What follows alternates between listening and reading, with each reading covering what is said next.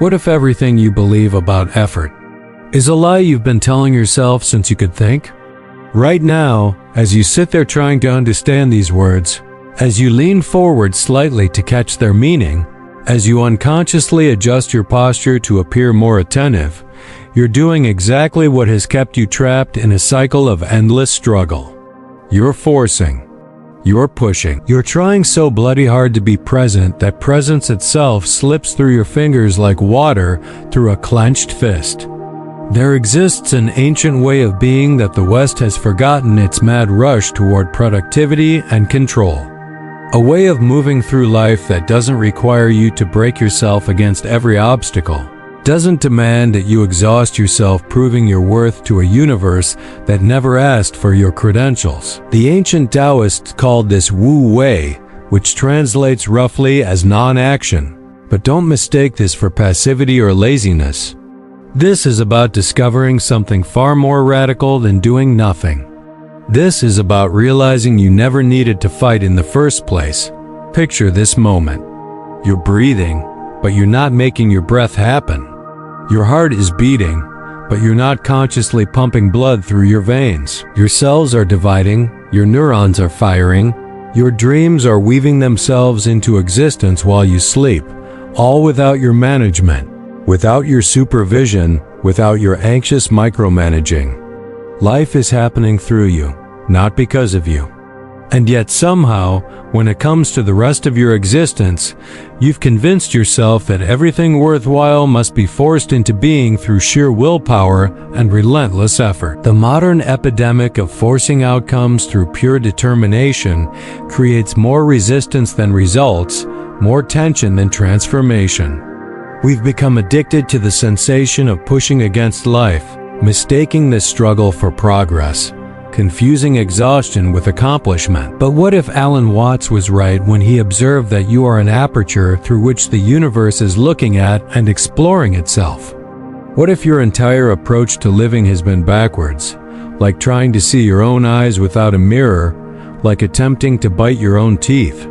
The neurological cost of this constant striving is profound. When we operate from fight or flight responses, when cortisol floods our system because we've turned every moment into a battle to be won, we block access to our natural flow states.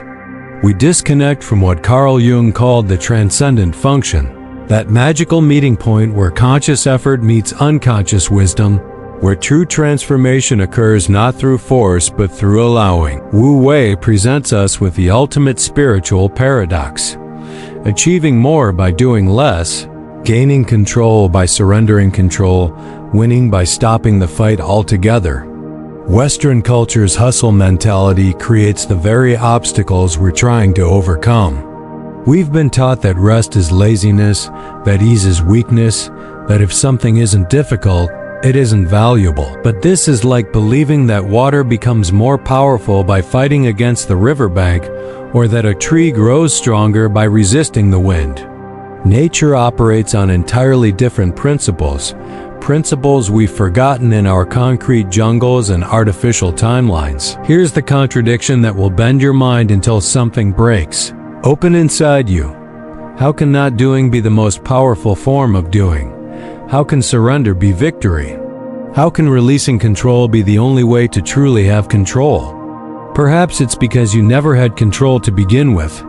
Perhaps it's because life isn't something that happens to you, but something that happens as you, through you, in the form of you. Modern life has conditioned us to believe that everything worthwhile requires force, struggle, and relentless effort. We've become addicted to the sensation of pushing against resistance, mistaking tension for progress, confusing the burn of struggle with the warmth of genuine accomplishment. This creates what neuroscience calls cognitive load, where our prefrontal cortex becomes so overwhelmed with managing outcomes that we lose access to our intuitive intelligence, that deeper knowing that operates below the level of thought.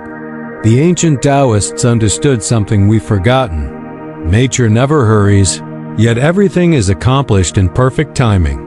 When we observe water flowing around rocks, we witness Wu Wei in action.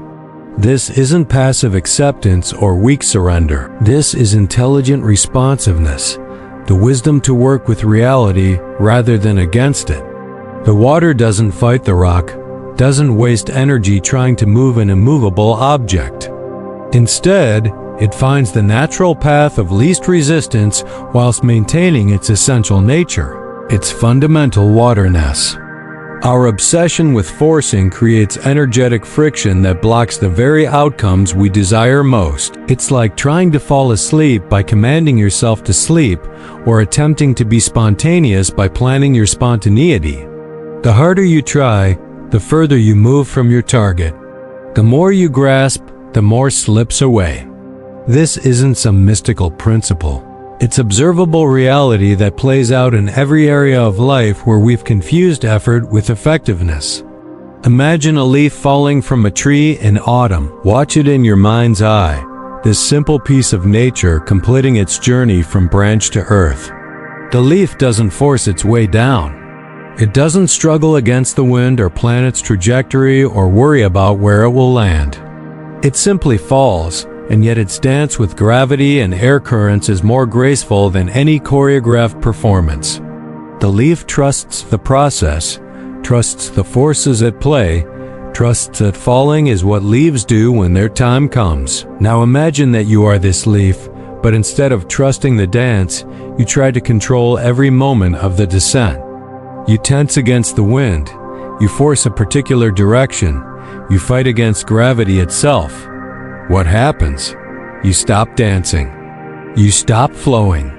You become a stone falling, heavy and graceless, battling nature until you crash into the ground with a thud instead of settling with grace. Life is the wind. The circumstances you face are the air currents, and Wu Wei is remembering how to dance with forces far greater than your small self's desire to control everything. It's remembering that you are not separate from these forces.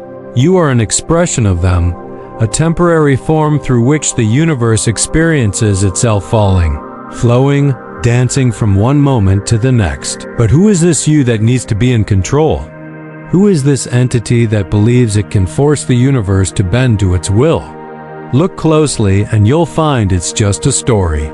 A convincing fiction you've created to feel safe in a cosmos that never asked for your permission to exist. The ego is like a film director who believes they're creating the movie when in reality, they're just another character on the screen. Another role being played by the same fundamental awareness that plays all the roles.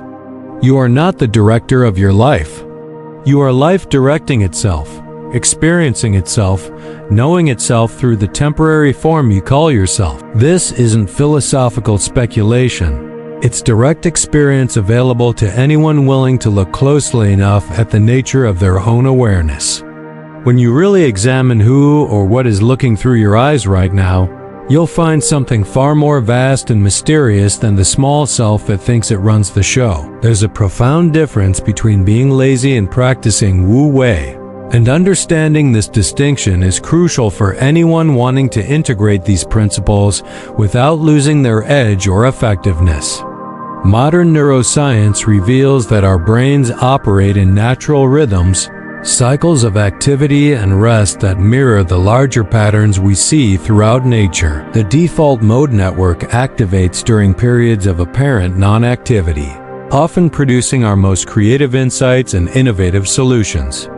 When we constantly override these natural cycles with forced productivity, when we operate from the belief that every moment must be maximized and optimized, we disconnect from our innate wisdom. We lose access to the quiet intelligence that knows when to act and when to wait, when to speak and when to remain silent, when to push forward and when to step back.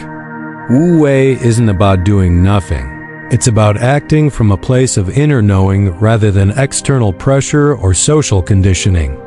The autonomic nervous system operates in two primary modes: sympathetic activation for action and engagement, and parasympathetic activation for rest and integration. True mastery involves dancing between these states with fluid awareness, knowing when to engage fully and when to allow space for natural restoration.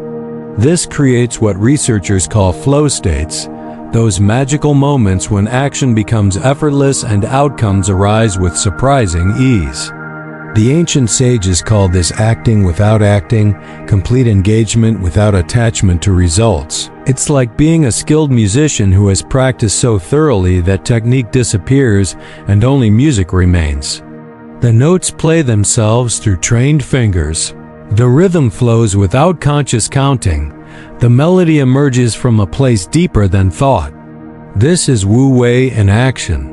Preparation meeting opportunity in a dance of effortless effectiveness. The most counterintuitive aspect of Wu Wei is learning when not to act, when stepping back creates more space for natural resolution than pushing forward ever could. In relationships, this might mean allowing silence instead of filling every pause with words. In career decisions, it might mean waiting for clarity rather than forcing choices from a place of anxiety or social pressure. In personal growth, it might mean accepting where you are instead of constantly striving to be somewhere else. This isn't avoidance or passivity, it's conscious non-interference based on deep observation and patient wisdom. Like a skilled martial artist who redirects rather than opposes incoming force, Wu Wei teaches us to work with life's momentum rather than against it. We learn to use the energy that's already present instead of trying to create new energy through force and strain. Psychologically, this requires what Jung called holding the tension of opposites, maintaining awareness of conflicting forces without immediately rushing to resolve or fix the discomfort. Many of our problems resolve themselves naturally when we stop feeding them with anxious energy, when we stop making them more solid through constant mental rehearsal and emotional reactivity.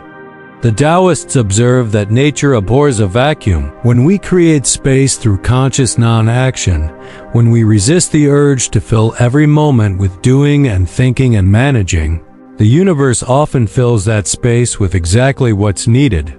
Solutions appear that we couldn't have thought our way to. Opportunities present themselves that weren't visible when we were too busy forcing outcomes to notice what was naturally emerging. Every person has what we might call an authentic frequency, a natural way of being that aligns with their deepest nature and truest expression. This isn't about personality or preferences. It's something more fundamental. Like each individual note in a vast cosmic symphony, when we force ourselves into patterns that contradict this frequency, when we try to be someone we're not or live in ways that violate our essential nature, we create internal resistance that manifests as stress, anxiety, chronic dissatisfaction, and that persistent feeling that something is fundamentally wrong with our lives. Wu Wei involves learning to recognize and trust this inner current. This natural flow that wants to move through us if we stop obstructing it with our ideas about who we should be and what we should want. This isn't about following every impulse or desire.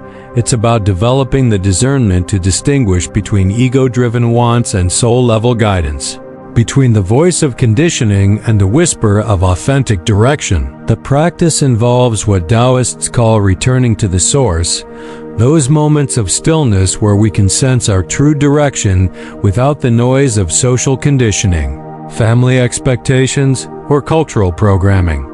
It's like tuning into a radio station that's been broadcasting our whole lives, but we've been too busy listening to static to notice the signal underneath.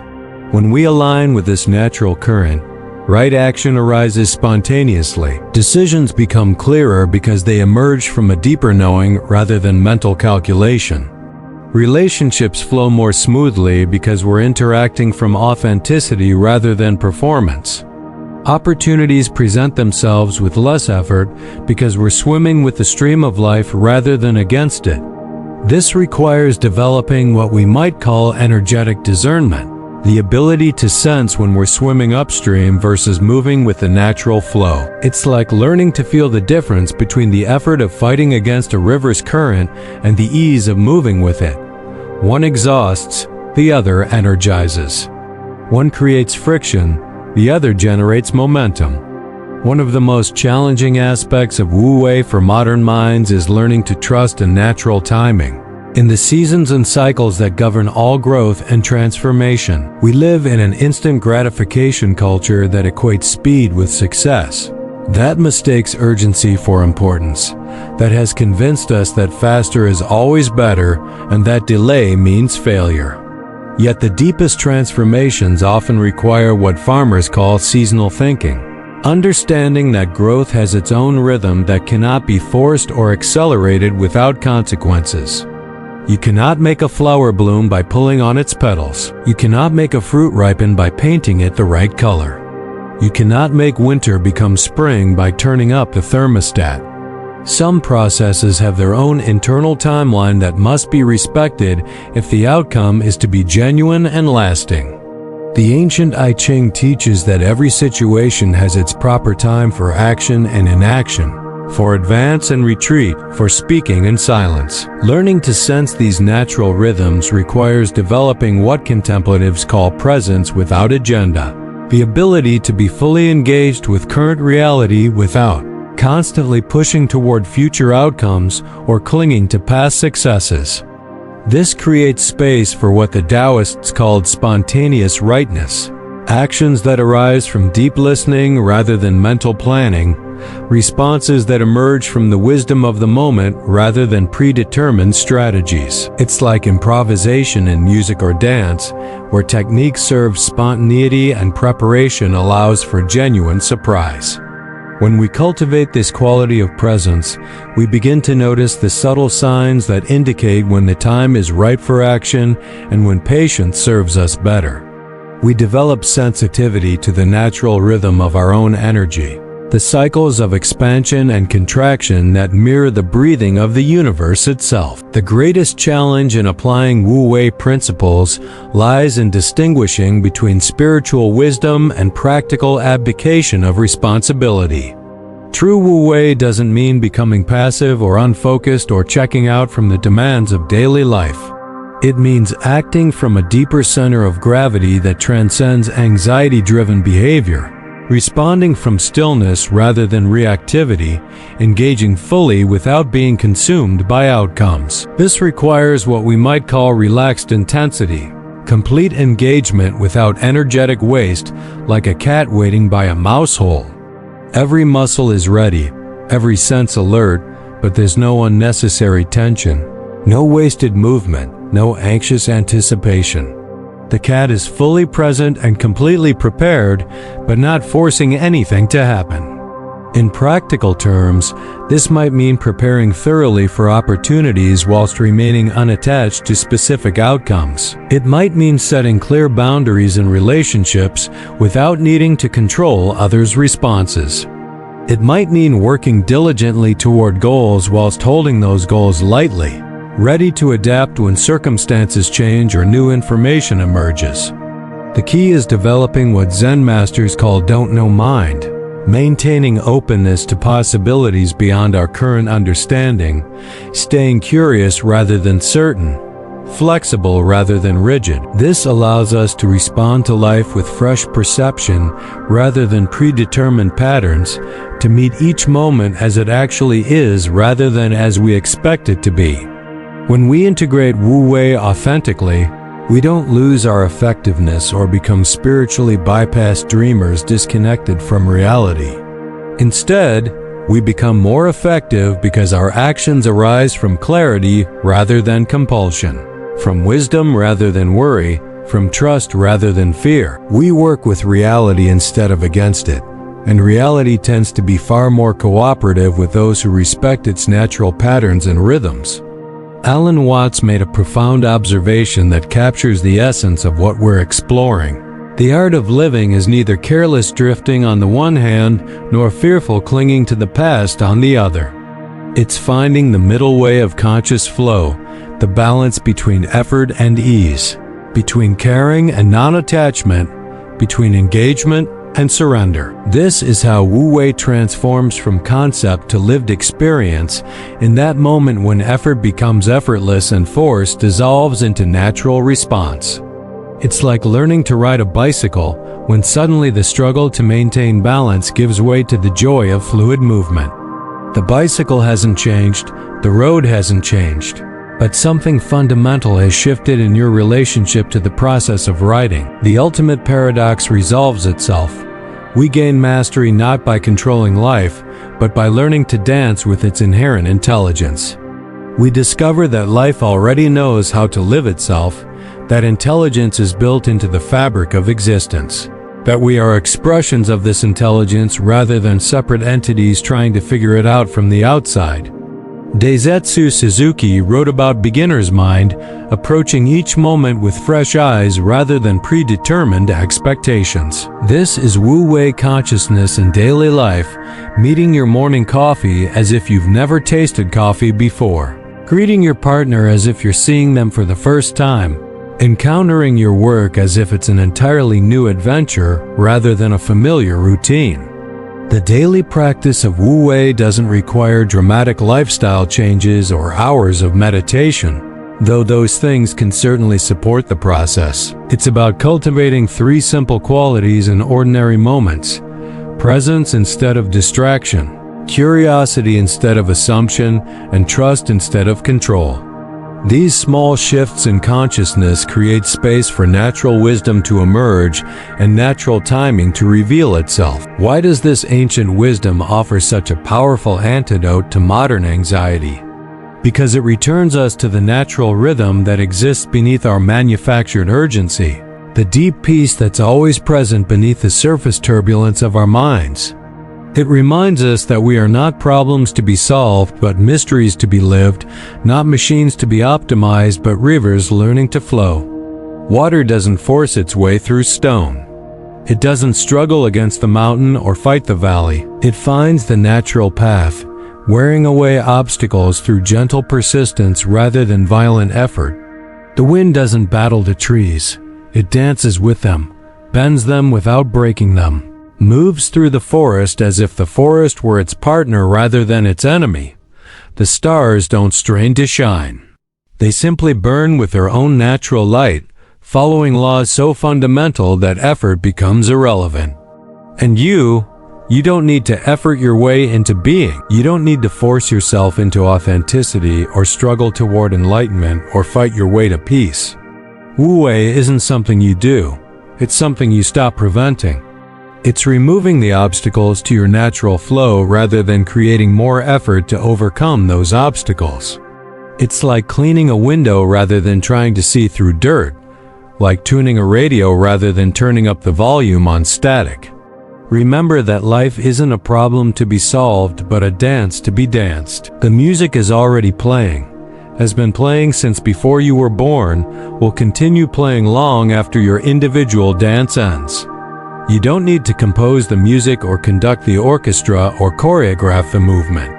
You simply need to stop fighting the rhythm and begin moving with it. And perhaps, in those moments when you release the need to control and manage and fix everything, when you allow yourself to be moved by something larger than your small self's agenda, you'll discover what the sages have always known. You are not a separate wave fighting against the ocean. You are the ocean expressing itself as a wave, dancing with itself in forms too beautiful and mysterious for the mind to fully comprehend. The invitation is simple, though not always easy. Stop trying so hard. Stop pushing against what is. Stop forcing outcomes that may not be meant to unfold in the way you imagine. Instead, listen, feel, trust, allow, and watch as life begins to live itself through you with a grace and intelligence that no amount of personal effort could ever achieve.